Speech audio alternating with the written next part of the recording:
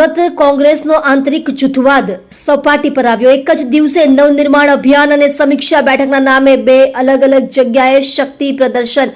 સુરત શહેર અને જિલ્લા કોંગ્રેસમાં ચાલતો આંતરિક વિખવાદ અને જૂથવાદ ફરી એકવાર જાહેરમાં આવ્યો છે। શહેરમાં કોંગ્રેસ નવનિર્માણ અભિયાન અંતર્ગત એક જ દિવસે બે અલગ અલગ કાર્યક્રમો યોજાતા રાજકીય ગરમાવો આવી ગયો છે। એક તરફ ભટર વિસ્તારમાં નારાજ કોંગ્રેસીઓનું સંમેલન યોજાયું હતું, તો બીજી તરફ કતારગામ ખાતે શહેર કોંગ્રેસ દ્વારા સત્તાવાર સમીક્ષા બેઠકનું આયોજન કરવામાં આવ્યું હતું। એક જ દિવસે યોજાયેલા બે સમાંતર કાર્યક્રમોએ સાબિત કરી દીધું છે કે સુરત કોંગ્રેસમાં બધું બરાબર નથી ચાલી રહ્યું અને બંને જૂથો સામસામે શક્તિ પ્રદર્શન કરી રહ્યા છે। બંને જૂથોના નેતાઓની આગેવાનીમાં અલગ અલગ સંમેલનો શહેરમાં કોંગ્રેસના બે ફાળિયા સ્પષ્ટપણે જોવા મળ્યા હતા। ભટા સ્થિત કાપડિયાવાડી ખાતે નારાજ જૂથ દ્વારા નવનિર્માણ અભિયાન અંતર્ગત એક મોટું સંમેલન બોલાવવામાં આવ્યું હતું, જેની આગેવાની ગુજરાત પ્રદેશ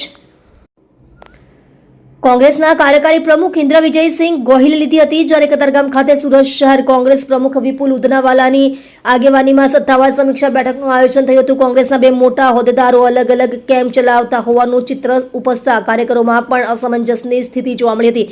પાલિકા ચૂંટણીની નિષ્ફળતાનું મંથન અને આગામી રણનીતિ। કોંગ્રેસના સૂત્રોના જણાવ્યા અનુસાર સુરત મહાનગરપાલિકાની ચૂંટણીમાં કોંગ્રેસનો દેખાવ અત્યંત નબળો રહ્યો હતો। આ નિષ્ફળતા કેમ મળી અને ક્યાં ખામી રહી ગઈ તેની વિસ્તૃત ચર્ચા આ બેઠકોમાં કરવામાં આવી રહી છે। કાર્યકારી પ્રમુખે ઉમેર્યું કે સુરત બાદ આગામી દિવસોમાં અમદાવાદ અને રાજકોટ સહિતના મુખ્ય શહેરોમાં પણ આ પ્રકારે નવનિર્માણ અંતર્ગત બેઠકો યોજીને પક્ષ સંગઠનને મજબૂત કરવામાં આવશે।